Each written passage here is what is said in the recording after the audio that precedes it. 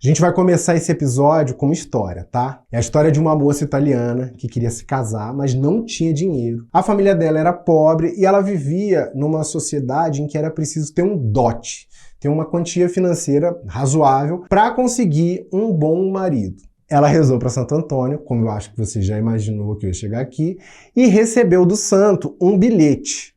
Simples, assim, de papel, nada demais. E a ordem do santo era entregar aquele bilhete para um comerciante lá de onde ela morava. O que dizia nesse papel? Que o comerciante tinha que dar para aquela moça uma quantidade de moedas de prata do mesmo peso que aquele papel. O cara topou, porque afinal de contas, papel, né, a gente sabe, não é uma coisa pesada. Então ele pensou, bom, vai dar quase nada e eu ainda vou ficar bem aqui com o santo. Quando ele colocou o papel num dos pratos da balança, como num passe de mágica, ou milagre, o bilhete pesava muito. E aí ele foi colocando mais moedas, mais e mais e mais, e só quando ele chegou a 400 moedas de prata é que deu o peso. A moça saiu de lá com o bolso cheio e pôde se casar. Era melhor ela ter aproveitado esse dinheiro de outro modo, mas enfim.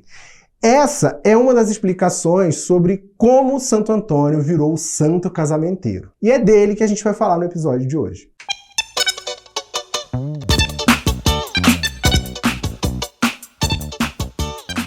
Em clima de religiosidade, coisa que não acontece muito por aqui, está no ar mais um Aprenda, o programa que ensina coisas que você nem sabia que precisava saber, coisas que você rezava para aprender, talvez, já que a gente está falando aqui de oração, de santo. Eu sou o Álvaro Leme, jornalista, pesquisador, ex-seminarista, eu sei, tem gente que se chocou agora, e reuni um monte de curiosidades sobre Santo Antônio, que é festejado nesse dia 13 de junho. Teve até um episódio sobre festa junina semana passada, corre lá para ouvir. Vamos lá então para as curiosidades? 1. Ele não se chamava Antônio. Esse foi o nome escolhido quando ele se tornou religioso. O nome dele de batismo era Fernando. Para ser mais exato, Fernando Martins de Bulhões e Taveira de Azevedo. O povo tinha um nome comprido antigamente, né? 2. Foi a pessoa que virou santo mais depressa. Santo Antônio morreu em 1231 e foi canonizado em 1232, 11 meses depois de ir de arrasta para cima. Eu não sei se pode dizer que santo foi de arrasta para cima, se é pecado, mas assim, ele literalmente foi para cima, para o céu. Então eu concluo que tudo bem. Se não for, depois eu vou ali na confissão e tá tudo certo. O que é canonizar? Canonizar é quando alguém passa a ser considerado santo pela igreja. Rola toda uma investigação que pode levar décadas, às vezes séculos, tá?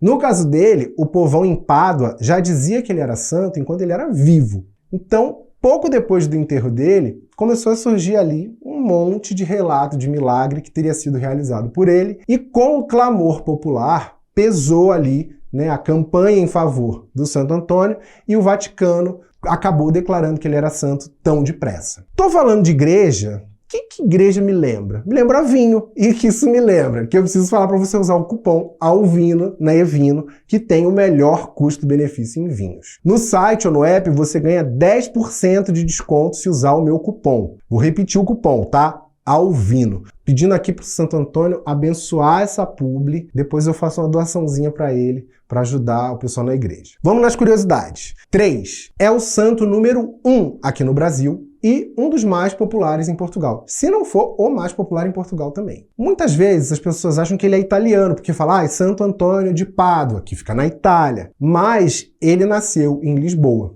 É que ele morreu nos arredores de Pádua e o corpo dele foi sepultado por lá, onde fizeram uma igreja bem grande em cima. Ele é tão popular em Portugal que é dado como certo que quando Cabral veio, quando ele chegou ao Brasil, tinha imagem de Santo Antônio ali com a expedição dele, lá em 1500. Ou seja, o nosso Brasil já nasceu com Santo Antônio entre nós. 4. Ele conheceu, pessoalmente, São Francisco de Assis. Santo Antônio foi frade da Ordem Franciscana, que havia sido fundada não muito antes da entrada dele. E ele conviveu com esse outro santo muito querido dos católicos.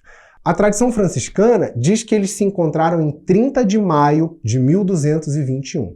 Portanto, 10 anos antes da morte de Antônio. 5. Além de santo casamenteiro, ele é conhecido por ajudar a encontrar objetos perdidos. Tipo São Longuinho, que eu fiz episódio aqui, foi o episódio número 1, aliás, ouve lá. Se você chegou aqui agora, tem 30 episódios da primeira temporada para você ouvir, tá? 6. Ao contrário de muitos religiosos que gostavam da vida na clausura, ou seja, fechada no convento, uma vida mais contemplativa, o negócio dele era estar no meio do povo e pregando, né, tentando converter o pessoal ali para o catolicismo. Se a gente considerar apenas o que tem registro histórico, ele passou por 37 localidades falando de Deus, do Evangelho. Ou seja, numa época em que era difícil viajar, não era igual hoje. E isso são só as que a gente tem documentação, porque no fim das contas ele deve ter circulado bem mais do que isso. 7. Hoje se sabe que ele morreu com mais de 40 anos, o que fez a data de nascimento dele ser recalculada. É que não existe documento oficial comprovando o ano certinho,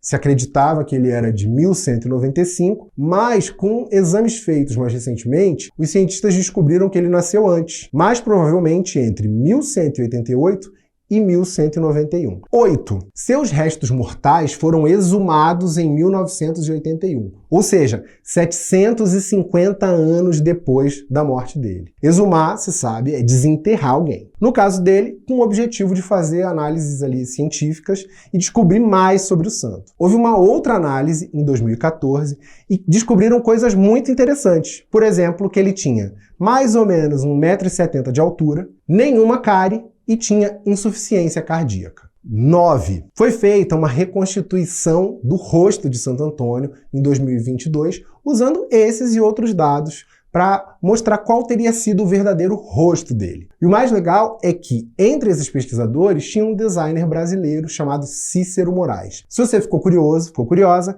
coloquei lá no Instagram do Aprenda a imagem para você ver e saber a carinha que o santo tinha. Ó, vou repetir porque eu sei que você já sabe de cabeça, é @aprendavideocast. 10. Fama de casamenteiro. Como surgiu? Contei lá no começo do episódio uma das várias histórias que já se conta sobre ele, né? Tem uma outra que diz que uma moça queria casar, aí não conseguiu, arremessou a imagem do Santo Antônio pela janela, a imagem bateu na cabeça de um rapaz que estava passando, e ele foi lá falar com a moça, e foi tipo professor Girafales e Dona Florinda, aquela paixão imediata e instantânea. Nem tudo que envolve um santo é comprovado com documentação.